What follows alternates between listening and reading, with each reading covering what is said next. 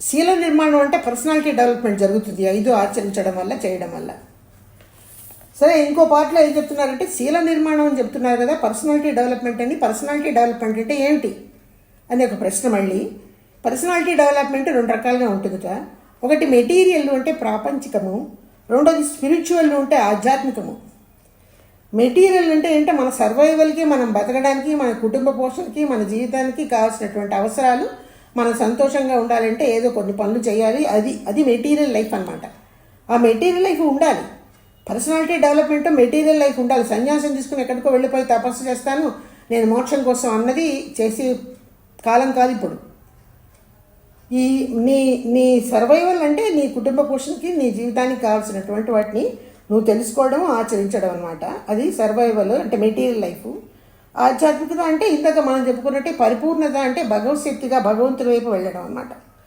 భగవంతుడిని తెలుసుకోవాలని, భగవంతుడు అంటే ఏంటని, ఆయన నిరాకార నిర్గుణ సగుపుడని, ఆయన యొక్క జ్ఞానము, పరిపూర్ణమైనటువంటి పరమాత్మ యొక్క జ్ఞానము ఫ్రాక్షన్గా అంటే చిన్న అంశంగా మన అందరిలోనూ ఉంది. ఇది ఆత్మ అన్నమాట. పరమాత్మ పరిపూర్ణ జ్ఞానం. ఈ మనలో ఉన్న ఆత్మ అన్నది ఫ్రాక్షన్ అన్నమాట. ఈ సత్యాన్ని గ్రహించడమే ఆధ్యాత్మికత. మెటీరియల్ లైఫ్ ఒకటి, ఆధ్యాత్మికత లైఫ్ ఒకటి. ఎప్పుడైతే నాలో ఉన్నటువంటి జ్ఞానము భగవంతుని యొక్క అంశే, జ్ఞానం రూపంలో భగవంతుడే ఒక చిన్న ఫ్రాక్షన్గా ఆత్మ రూపంలో నాలో ఉన్నాడు అన్న సత్యాన్ని తెలుసుకోవడము, తర్వాత అది తెలుసుకున్న తర్వాత దాన్ని ఎదుటి వాళ్ళకి సహాయ సహకారాలు చేస్తూ, మనం ధ్యానాలు చేస్తూ, లేదా భక్తి మార్గంలోనూ, కర్మ మార్గంలోనూ, ధ్యాన మార్గంలోనూ, జ్ఞాన మార్గంలోనూ నీకు నచ్చిన మార్గంలో నువ్వు పరిపూర్ణతగా వెళ్ళడమే అన్నది ఆధ్యాత్మికత. ఒకటి సర్వైవల్ కోసం, అది మెటీరియలిస్టిక్ లైఫ్ అన్నమాట. రెండోది స్పిరిచువల్ అంటే ఇప్పుడు చెప్పుకున్న ఆధ్యాత్మికత, భగవంతుని తెలుసుకుని ఆయన వైపు వెళ్ళడమే ఇదన్నమాట. ఇప్పుడు ఇలా ఎలా వెడతాము? భగవంతుడి వైపు వెళ్ళాలి, పరిపూర్ణత సంపాదించుకోవాలంటే ఎలా వెడతాము? దానికి ఏంటంటే మన మైండ్ని స్ట్రీమ్లైన్ చేసుకోమంటారు. మనలో ఉన్న అనేక పాపపు ముద్రలు తొలగించుకోవాలి. సంచిత కర్మల ద్వారా కొన్ని వచ్చాయి, ప్రారంభ కర్మల ద్వారా కొన్ని వచ్చాయి. తర్వాత పరిణామ క్రమంలో యానిమల్స్కి స్వభావాలు ఉంటాయి కదా. పరిణామ క్రమం అనేది ఎవల్యూషన్లో యానిమల్కి ఉన్నటువంటి స్వభావాలు కూడా మనలో వచ్చాయి. అవి అరిషడ్ వర్గాలు. ఈ అరిషడ్ వర్గాలు పశువుల నుంచే మనకు వచ్చాయి. యానిమల్ పరిణామ క్రమంలో వాటికి ఉన్న లక్షణాలు మానవుడి వరకు, మొదటి మానవుడి వరకు వచ్చి ఆయన సంతానంగా మనందరికి అందాయి. ఈ అరిషడ్ వర్గాలన్నవి మనకి పాపపు ముద్దలు తీసుకొస్తున్నాయి. ఈ పాపపు ముద్దలు ఉండడం వల్ల మనకేమవుతుంది? అవి మన మైండ్ ద్వారా బయటకు వ్యక్తీకరణ చేసి మనకి కోపము, క్రోధము, లోభము, మదము, మాత్సర్యం లాంటి అరిషడ్ వర్గాలు వచ్చి మన అనుభవంలోకి తెచ్చుకోవడం వల్ల ఏమవుతుందంటే ఇక్కడ జరుగుతున్న పెద్ద నష్టము మానవులు అసలు గుర్తించటం లేదు. మనకి ఆరోగ్యం పాడైపోతూ ఉంటుంది, యాక్సిడెంట్లు అవుతూ ఉంటాయి, మన సంతానం ప్రయోజకులు కాక భ్రష్టులు అవుతూ ఉంటారు, తర్వాత అకాల మరణాలు వస్తాయి. మన పిల్లలు అకాల మరణానికి గురవుతున్నారు. ఇవన్నీ ఎందుకు వస్తున్నాయి? నీలో ఉన్న పాపపు ముద్రలు, సిన్ ఇంప్రింట్సే. ఈ సిన్ ఇంప్రింట్స్ నీకు ఎక్కడి నుంచి వచ్చాయి? సంచిత కర్మల ద్వారా వచ్చాయి, తల్లిదండ్రుల వల్ల, తాత ముత్తాతల వల్ల. ప్రారంభ కర్మలు వచ్చాయి, తెలిసి తెలియక జీవితంలో నువ్వు చేస్తున్న తప్పుల వల్ల వచ్చాయి, అది ప్రారంభ కర్మలు. తర్వాత యానిమల్స్ నుంచి వచ్చాయి. ఒక యానిమల్కి, ఒక పాముకి ఒక వ్యక్తిని కాటేసి స్వభావం ఉంది. కొంతమంది మనుషుల్లో ఆ కాటేసి స్వభావం మనం చూస్తాం. పులి, సింహం లాంటివి ఏం చేస్తున్నాయి? ఇంకో ప్రాణిని చంపి దాన్ని ఆహారంగా తింటున్నాయి. అలా ఆహారంగా అలా తినడం అన్నది, ఒక దాన్ని చంపడం అన్నది సిన్ అనమాట. అది జంతువు కాదు కానీ సిన్నే. ఆ సిన్ ఇంప్రింట్ ఏమవుతుంది? ఎవల్యూషన్లో, పరిణామ క్రమంలో దాని జెనెటిక్ సెంటర్ ద్వారా మానవుడి జెనెటిక్ సెంటర్కి అందింది. ఇవన్నీ మనలో ఉండబట్టే మనం జీవితంలో అనేక కష్ట నష్టాలు, దుఃఖాలు, బాధలు, కోర్టు కేసులు, మానాభిమానాలు పోగొట్టుకోవడం అన్నీ జరుగుతున్నాయి. ఈ సత్యాన్ని నువ్వు తెలుసుకోలేకపోతున్నాడు మానవుడు. ఈ సత్యాన్ని తెలుసుకుని తన్ను మార్చుకుని తన ఒక సన్మార్గంలోకి రావాలన్నమాట. సృష్టి మొదటి నుంచి కూడా జనరేషన్స్ టుగెదర్ మనకు అందే ఈ పాపాలు. ఇవి తొలగించుకునే ప్రయత్నం చేయాలి. అది మనం వేరే ఉపన్యాసంలో మాట్లాడుకున్నాం, రిమూవల్ ఆఫ్ సిన్ ఇంప్రింట్స్ అని. అది మళ్ళీ ఇప్పుడు మాట్లాడుకోవటం లేదు. ఇక్కడ ఆయన చెప్పింది ఏంటంటే, ఒక జంతువు చంపడం అన్నది దానికి ఆహారం కోసం, దానికి పంటలు పండించుకోవడానికి కానీ, ఆహారం తయారు చేసుకోవడం కానీ కావాల్సినటువంటి ఏర్పాటు సృష్టిలో భగవంతుడు జంతువులకు ఏర్పాటు చేయలేదు. కాబట్టి జంతువులు అన్నది ఒక జంతువుని ఆహారానికి చంపడం అన్నది దానికి అది తప్పు కాదు. కానీ మానవుడిని ఎలా సృష్టించాడు భగవంతుడు? నువ్వు కల్టివేషన్ చేయగలుగుతున్నావు, పొలాలు ఉన్నాయి, పంటలు పండిస్తున్నారు రైతులు, నువ్వు అది కొనుక్కోగలుగుతున్నావు, అది తినగలుగుతున్నావు, నీకు కాళ్ళు చేతులు ఇచ్చాడు, ఆలోచన ఇచ్చాడు, జ్ఞానం ఇచ్చాడు, దాన్ని ఉపయోగించుకుని నీ ఆహారాన్ని నువ్వు సంపాదించుకుంటున్నావు, నువ్వు ఉద్యోగం చేస్తున్నావు, డబ్బులు సంపాదిస్తున్నావు, దాంతో ఆహారాన్ని కొనుక్కుంటున్నావు, తింటున్నావు. ఇన్ని శక్తులు భగవంతుడు నీకు ఇచ్చినప్పుడు నువ్వు ఈ ఎక్స్‌ప్లాయిటేషన్ అనే పాపం ఎందుకు చేయాలి? ఎక్స్‌ప్లాయిటేషన్ అంటే ఏంటో తెలుసా? ఒక జంతువుని ఆహారం కోసం చంపినప్పుడు అది కిల్లింగ్ అనమాట, అదొక పాపము. తర్వాత అది బతికే స్వతంత్రాన్ని హరించడం అదొక పాపము. తర్వాత అది బాధాకరంగా దానికి అది నొప్పి అనమాట, దాన్ని ఆ రకంగా హింసించడం. తర్వాత మహర్షి గారి జీవిత చరిత్రలో నేను చదివాను, ఈ ఉపన్యాసంలో ఆయన చెప్పలేదు. కానీ ఆహారం కోసం ఒక గోట్ను కానీ ఒక కోడిని కానీ చంపినప్పుడు అది ఒక దారుణమైన బాధకి గురయ్యి అరుస్తుంది.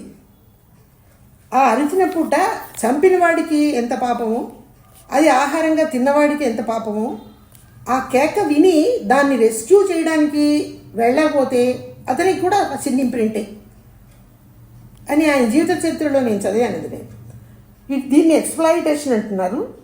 ఇటువంటి ఎక్స్‌ప్లాయిటేషన్స్ అన్నది అంటే హింసాత్మకంగా ప్రవర్తించడం, ఆహారం కోసం హింసాత్మక ప్రవర్తనలోకి వెళ్ళడం ఎక్స్‌ప్లాయిటేషను. అలా చేయకూడదు, అది మానవుడికి పాపమే. ఇవన్నీ ఎలా మానాలి అని అనుకుంటే ఎక్స్‌ప్లాయిటేషన్ని ఇంకేం లేదంటే ధ్యానాలు చేయడం, మెడిటేషన్ చేయడం, ఇంట్రాస్పెక్షన్ చేయడం, ఆధ్యాత్మిక సాధనలు ఎన్నో ఉన్నాయి. ఎంతసేపు ఈ ధ్యానాలు ఒకటే కాదు, మహర్షి గారి మార్గంలో ధ్యానాలకు ఇంపార్టెన్స్ ఇచ్చి చెప్పారు. మనం ఇంతకుముందు చెప్పుకున్నాం కదా, భక్తి మార్గంలో ఉండడం కానీ, కర్మ మార్గంలో ఉండడం కానీ, జ్ఞాన మార్గంలో ఉండడం కానీ, ధ్యాన మార్గంలో ఉండడం కానీ, నీకు నచ్చిన మార్గంలో నువ్వు సిన్సియర్గా ప్రవర్తిస్తూ నీ సాటి వారికి ఏ రకంగానూ మానసికంగా శారీరకంగా హింసించకుండా నీ ఆదాయంలో చేతైనటువంటి సహాయం కొద్దో గొప్ప నువ్వు చేయడం అన్నది నెమ్మదిగా నీ ప్రవర్తనలో వ్యక్తిత్వ వికాసం తీసుకొస్తుంది, నీ పర్సనాలిటీ మారుతోంది, శీల నిర్మాణం జరుగుతోంది. అప్పుడు ప్రపంచ శాంతి ఏర్పడుతుంది.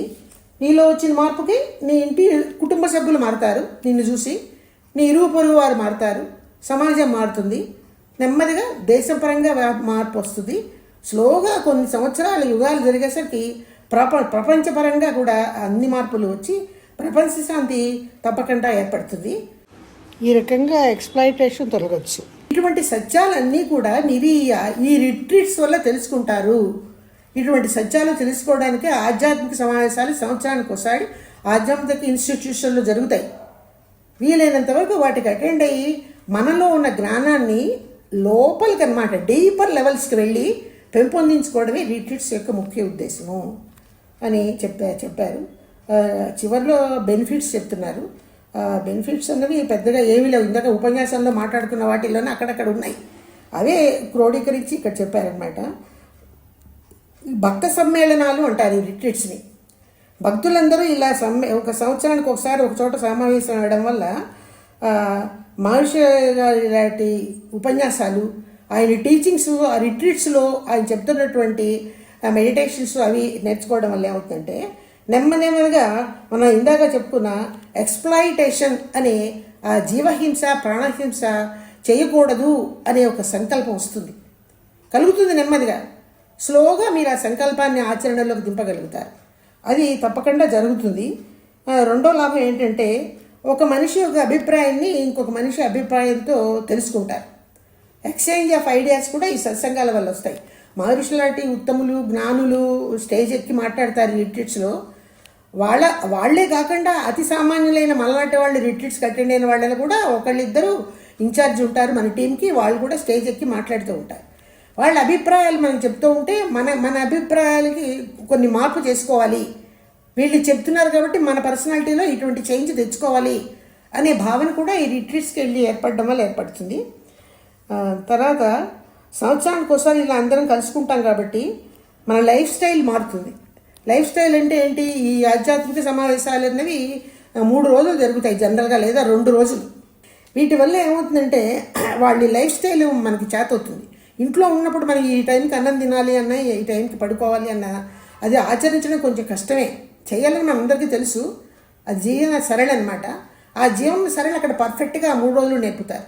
పొద్దున్నే 4:30కే లేవడం, వెంటనే మెడిటేషన్కి అటెండ్ అవ్వడం, టీ ఏ టైంకి తీసుకోవాలి, అది అయిపోయిన తర్వాత స్నానాధికారులు ముగించుకుని వాళ్ళు కొన్ని ఆధ్యాత్మిక సాధనలు చేయిస్తారు. అద్దం సాధనని, బాడీ ఎక్సర్సైజ్లని, స్పిరిచువల్ ఎక్సర్సైజ్ని రోజు కొన్ని ఒక్కొక్క సెక్షన్లో అవి చేయిస్తారు. ప్రతి సెక్షన్ ముందు మెడిటేషన్ ఉంటుంది. 4 సెక్షన్స్ ఉంటాయి రోజుకి. 4 సెక్షన్స్ ముందు 4 మెడిటేషన్స్ ఉంటాయి. ఏ టైంకి భోజనం చేయాలి, ఏ టైంకి లంచ్ ఇవ్వాలి, ఏ టైంకి టీ ఇవ్వాలి, టీ ఇచ్చే టైం ఒకటే, భోజనం పెట్టే టైం ఒకటే, ఈవినింగ్ మెడిటేషన్ టైం ఒకటే, సాయంత్రం మళ్ళీ సత్సంగాలల్లే గ్రూపుల్లే కూర్చొని డిస్కస్ చేసుకోవడం, ఎర్లీగా పడుకోవడం. ఎర్లీగా లైట్లు పడుకోమంటారు, ఎవరి రూమ్లోనూ లైట్లు ఉండకూడదు. ఇంకా ఈ లైఫ్ స్టైల్ అన్నది పర్ఫెక్ట్గా నేర్పుతారు వాళ్ళు మనకి అక్కడ. ఆ క్రియేటివిటీ అనమాట అది. ఆ క్రియేటివిటీ నేర్చుకునే అవకాశం మీకు దీనివల్ల ఏర్పడుతుంది అని చెప్తున్నారు అనమాట. తర్వాత ఈ మెడిటేషన్స్ మనం 3 మాటలు 4 మాటలు చేయడం వల్ల మన మైండ్ స్ట్రీమ్ లైన్ అవుతుంది. ఇప్పుడు ఇంట్లో మెడిటేషన్ మార్నింగ్ చేస్తాము, లేదా ఇట్లా గ్రూపులో ఎప్పుడైనా అవసరమైతే చేస్తాము, కానీ అంత సిస్టమేటిక్గా చెయ్యము. అక్కడ ఉన్న 3 రోజులు 4 సెషన్స్లో 4 మెడిటేషన్స్ చేయిస్తారు. మెడిటేషన్స్ ఇప్పుడు కూడా మంచిగా ఈ మెడిటేషన్స్ ఈ దీంట్లో ఫాలో అవుతున్న వాళ్ళు 4 సార్లు చేస్తున్నారు. కల్పన గారని ఒక గ్రూప్ ఉంది, ఆవిడ మార్నింగ్, ఈవినింగ్, మధ్యాహ్నం, రాత్రి 4 మెడిటేషన్స్ పర్ డే. అమెరికాలో నార్త్ స్కై మెడిటేషన్ అని ఒకటి అటెండ్ అవుతాను రాత్రి 7:30కి నేను. వాళ్ళు అంతే 4 సెక్షన్స్ మెడిటేషన్. 4 సెక్షన్స్ ఉంటాయి వాళ్ళకి. మార్నింగ్ ఉంటుంది, మధ్యాహ్నం ఉంటుంది, సాయంత్రం ఉంటుంది, రాత్రి ఉంటుంది, పడుకునే ముందు. ఈ సిస్టమేటిక్గా మెడిటేషన్స్ చేయడం కూడా మనకి రిట్రీట్స్ వల్ల నేర్పుతున్నారు. ఇంట్లో చేయలేము, అది చేస్తాం ఏదో ఒక రోజు మొత్తంలో ఒకసారి. ఆ సిస్టమసీ అన్నది మీరు ఇక్కడ నేర్చుకుంటున్నారు. తర్వాత ప్రతిరోజు ఇలా చేయడం వల్ల, ఈ మెడిటేషన్స్ చేయడం వల్ల పర్సనాలిటీ శీల నిర్మాణం జరగడమే కాకుండా ప్రశాంతమైన మనసు ఏర్పడుతుంది. మీరేం చేస్తారంటే ఎప్పుడైతే పర్ఫెక్ట్నెస్ అనేది మెడిటేషన్స్లో నేర్చుకున్నారో రోజుకు 4 సార్లు నుంచి, మీరు మీ శిష్యులకి రేపు దీక్షలు ఇస్తారు కదా, మీరు యోగా క్లాసులు తీస్తారు కదా, చాలా అనుభవంతో చాలా చక్కగా మీ శిష్యులకు మీరు నేర్పేటటువంటి మంచి అవకాశాన్ని మీరు పెంపొందించుకోగలుగుతారు ఈ రిట్రీట్స్ కట్టేయడం వల్ల. తర్వాత ఏమిటంటే మనం చేస్తున్న పనులు అన్నీ కూడా మన డీడ్స్ అనమాట. మన పనులు సద్భావంతో సరిగ్గా చేయడం అన్నమాట, తప్పులు లేకుండా చేయగల అవకాశాలు కూడా ఈ సమర్థత ఈ రిట్రీట్స్ వల్ల ఏర్పడుతుంది.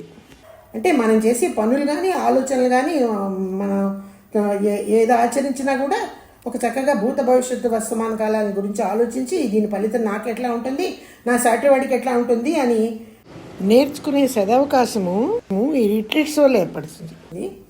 ఈ ధ్యానాలు చేయడం వల్ల మన మనోవేగ తరంగాలు ఏమవుతాయి, alpha to beta, beta to alpha, alpha to theta, theta to delta లెవెల్స్కి వెళ్తాయి. మనోవేగ తరంగాల యొక్క ఒత్తిడి వేగము తగ్గుతున్న కొద్దీ శాంతి ఏర్పడుతుంది.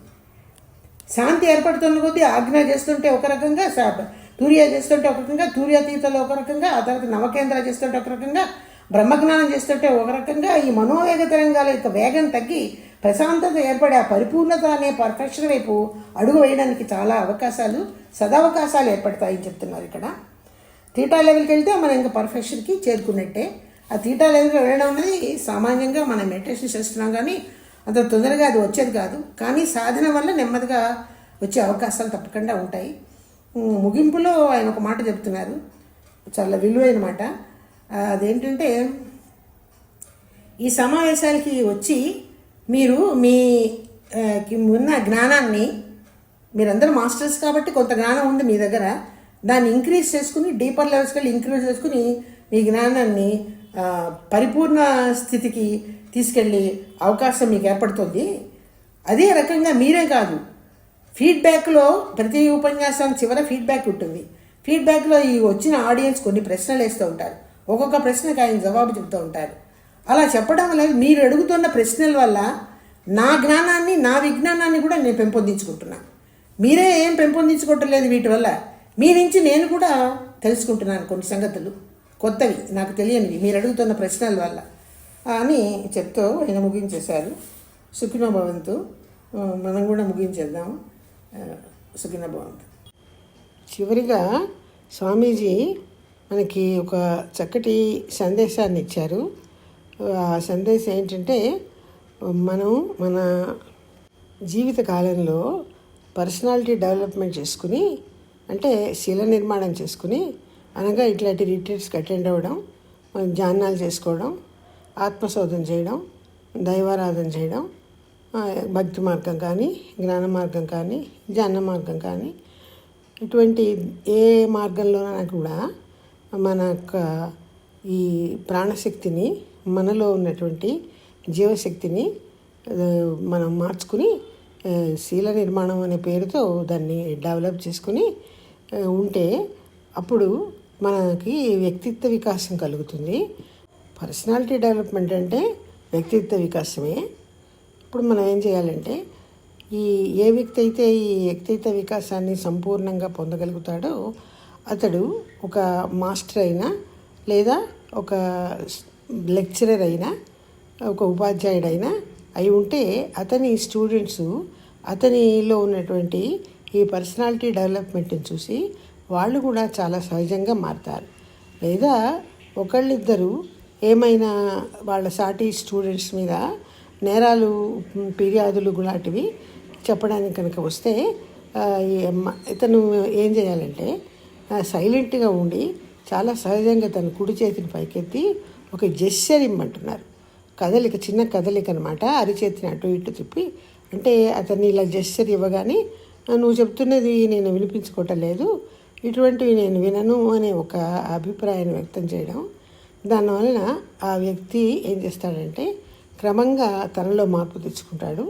అతనిలో కూడా క్రమక్రమంగా తన గురువుని చూసి అతనిలో డెవలప్ అయినటువంటి శీల నిర్మాణాన్ని తను కూడా అతన్ని మోడల్గా తీసుకుని నిర్మించుకోగలుగుతాడు అని ఒక సత్యాన్ని తెలియజేస్తూ వేదాద్రి మహర్షి గారు తన ఈ ఉపన్యాసాన్ని ముగించారు. సుఖినో భవంతు, సుఖినో భవంతు, సుఖినో భవంతు.